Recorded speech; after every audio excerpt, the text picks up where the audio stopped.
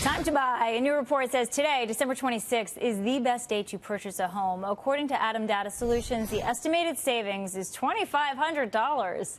Let's bring in Dolly Lenz, Dolly Lenz Real Estate co-founder, and Jenny Lenz, Dolly Lenz Real Estate managing director. Ladies, I can't believe it. You host the fam for Christmas and then you sell or buy a home at the same time? Yeah, throw them out, clean up, and show your property. This is a great time to buy because very few people are out looking. Okay. So there's not a lot of competition.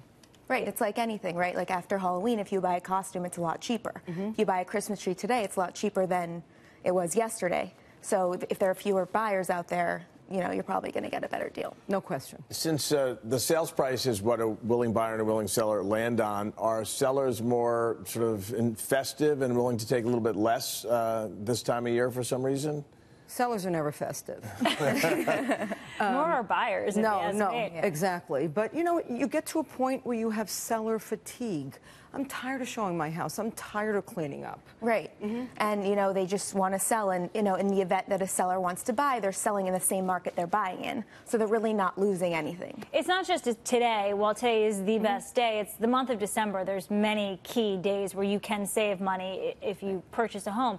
Does that have something to do with the end of the year upon us? Yeah, I think the end of the year wraps things up for people. They want to be wrapped. It's just a whole general thing. Okay, I want to start New Year fresh. So I do think the end of the year is a good time for that reason as well. Can you categorize the state of the housing market right now with the Fed hiking interest rates? We might not get many more next year, one or two. Right. But still, rates have come up quite a bit, and that keeps potential buyers on the sidelines. There's no question, especially for first-time home buyers or people where the budget is truly important, right? Where that extra $100, $200 a month makes all the difference. They can't afford electricity if they have to pay a higher mortgage payment. So yes, it definitely makes a difference. But we're finding that sellers are becoming a little more reasonable as a result. So it's kind of playing off itself, and we're evening out the market. So it's actually not terrible right now. Right. This is your market, so we're based in New York right now, but what about, what are you seeing across the country? How does New York compare to, let's say, Las Vegas, where I know that there were some weaker sales over there? Yeah, Las Vegas, Seattle, San Francisco, we're finding they went up so fast and so much that, again, whatever goes up that fast is going to wind up coming down. So now the demand is coming down, and prices are coming down, and inventory is coming up. All of those are the perfect storm for buyers. What kind of inventory, though, are you talking about? All kinds of inventory, houses, condos. It's just a really big inventory push right now.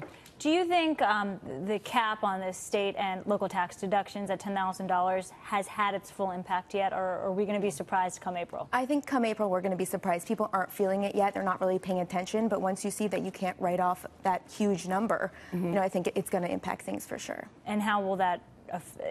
How bad or what type of hit will the housing market take because of that? I mean, it could take a big hit. It could take a 5% or more hit because people are going to say, I want a discount to make up for this. All right. Well, we talk about China and the U.S. and this trade war. The Wall Street Journal is reporting that materials that are used in kitchens and renovations are subject to tariffs, and those costs are obviously passed down to consumers. Are you feeling that? Are you seeing that? Well, we're personally feeling it because we're redoing a kitchen. Oh, no. So what have you been eating for the past couple of months? Well, you know, we eat out. New York. We don't, so we're personally seeing that is the case. Everything is more expensive.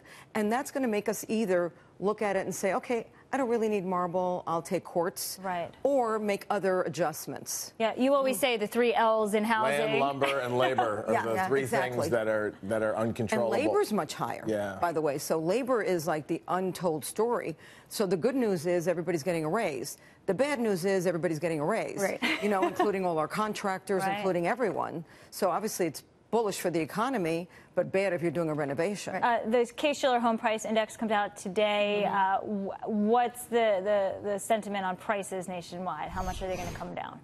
I mean, the sentiment still, I think, is okay. So coming down, you know, 1%, 2%, 3%. But that's, again, not, as Jenny said, really baking in the tax increase. All right. Well, Dolly, Jenny Lenz, thank you very much for joining us this morning. Good luck with the kitchen. Right? That's a headache.